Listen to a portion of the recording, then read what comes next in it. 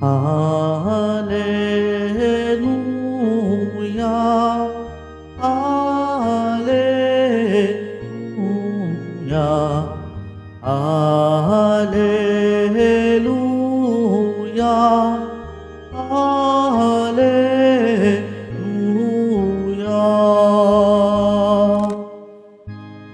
Bagong utos ani Kristo, mag-ibigan sana kayo, katulad ng pag-ibig ko.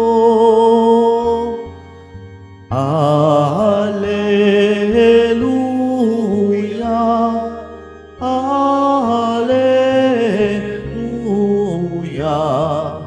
Alleluia,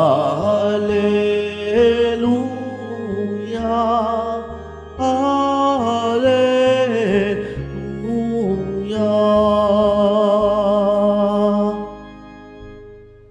Sumainyo ang Panginoon. At sumayo rin. Ang mabuting balita ng Panginoon ayon kay San Lucas. Papuri sa iyo, Panginoon. Noong panahong iyon, may isang eskribang lumapit kay Jesus upang siya'y subukin. Guro, aniya, ano ang dapat kong gawin upang magkamit ng buhay na walang hanggan? Sumagot si Jesus, ano ang nakasulat sa kautusan? Ano ang nababasa mo roon? Tumugon siya, ibigin mo ang Panginoon mong Diyos ng buong puso, ng buong kaluluwa, ng buong lakas, at ng buong pag-iisip. At ibigin mo ang iyong kapwa gaya ng iyong sarili. Tama ang sagot mo, wika ni Jesus. Gawin mo iyan at mabubuhay ka.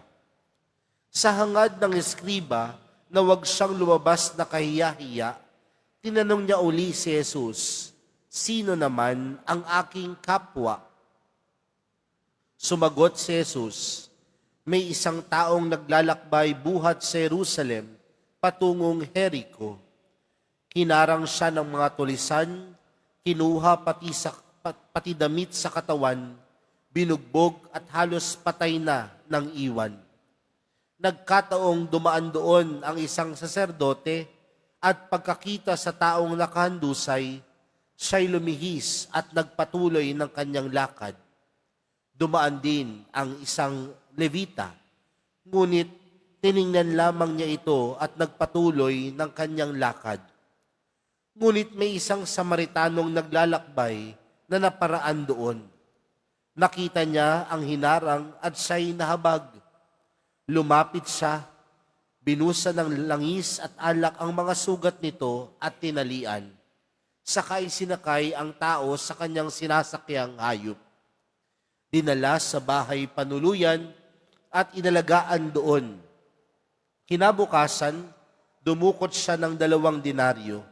Ibinigay sa may-ari ng bahay panuluyan at sinabi, alagaan mo siya. At kung magkano man ang kakulangan niyan, babayaran ko sa aking pagbabalik. Sino ngayon sa palagay mo ang nagpakita ng kanyang pakikipagkapwa sa taong hinarang ng mga tulisan? Tanong ni Jesus. Ang nagpakita ng habag sa kanya, tugon ng eskriba. Sinabi sa kanya ni Jesus, humayo ka't gawin din ang gawin mo.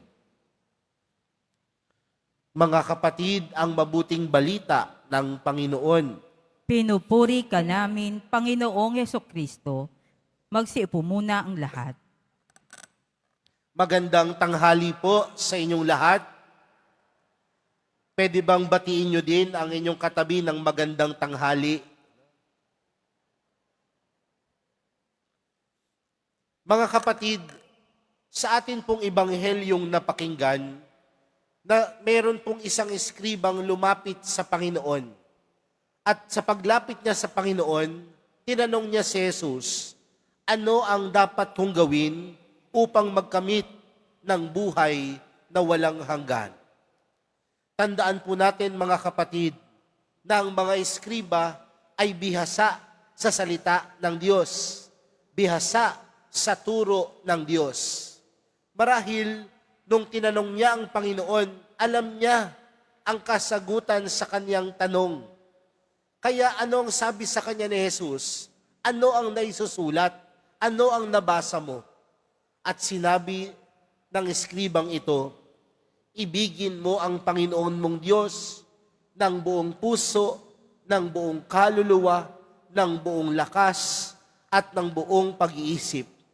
At ibigin mo ang iyong kapwa gaya ng iyong sarili. Sa madaling salita, mga kapatid, alam ng eskriba na ang magdadala sa kanya sa buhay na walang hanggan ay ang kanyang pagmamahal sa Diyos at ang kanyang pagmamahal sa kapwa. Kaya nga, ano ang sabi sa kanya ni Jesus? Gawin mo yan at mabubuhay ka.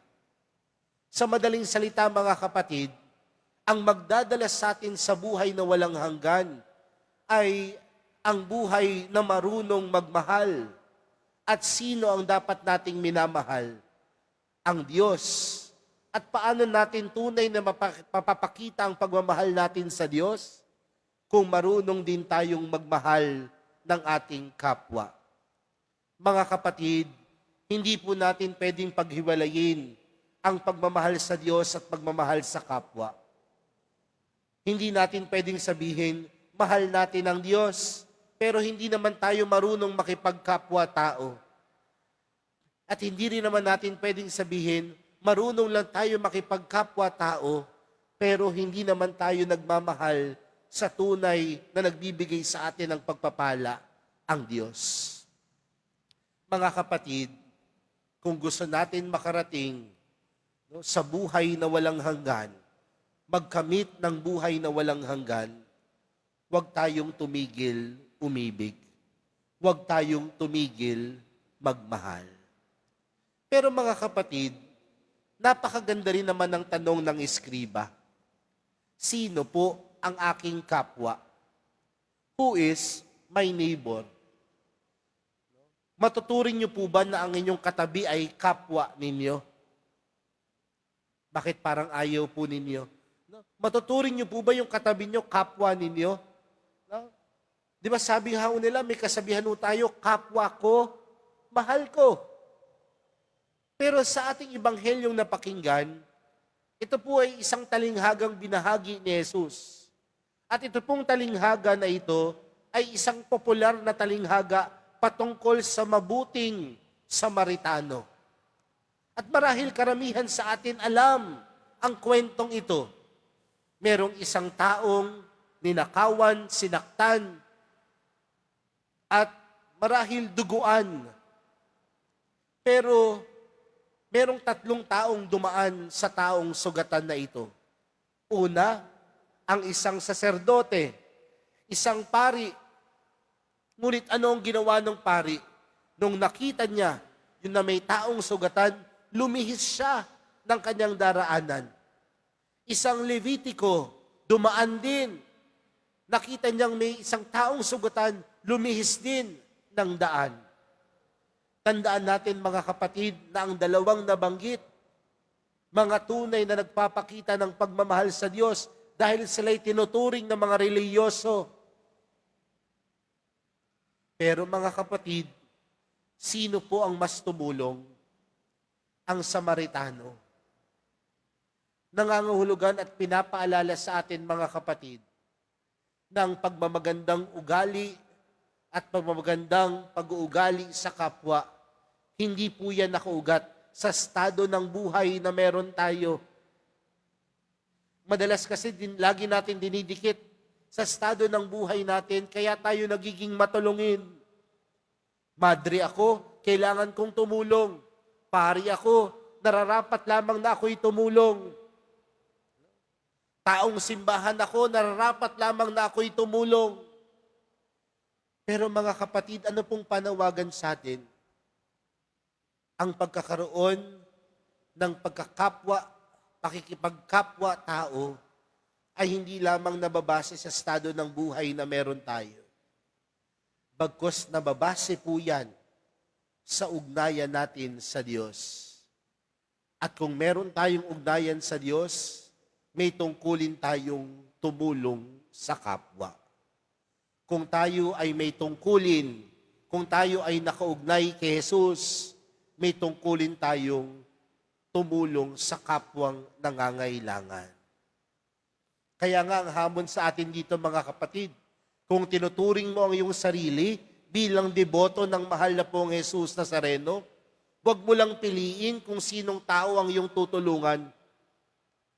Bagkus kapag ikaw ay deboto ng mahal na pong Jesus Nazareno, tingnan mo ang bawat isa bilang anak ng Diyos. At kung nakikita mo ang bawat isa bilang anak ng Diyos, dapat mo siyang tulungan. Hindi yan nababase sa kung ano lamang ang meron ka. Hindi yan nababase kung sino ka man. Bagkus nababase yan dahil una sa lahat, ikaw ay nilikha ng Diyos. At ang bawat isa sa atin ay nilikha ng Diyos. At kung ang bawat isa sa atin ay nilikha ng Diyos, ituring natin ang bawat isa bilang ating kapatid. At kung ganoon ang ating pag-iisip, tunay nating makakamit ang buhay na walang hanggan. Kaya kapag tinanong tayo, sino ang ating kapwa? Huwag nating piliin lamang kung sino ang ating kapwa. Ngunit, bilang isang anak ng Diyos, ang kapwa ay ang bawat isa. Kaya mga kapatid, sa pagpapatuloy po ng ating banal na misa para sa araw na ito, yan po ang ating ipanalangin sa Diyos, na tayong lahat ay magkamit ng buhay ng walang hanggan. At makakamit lang natin ang buhay na walang hanggan kung tayo ay magmamahal sa Diyos at magmamahal sa ating kapwa. Amen.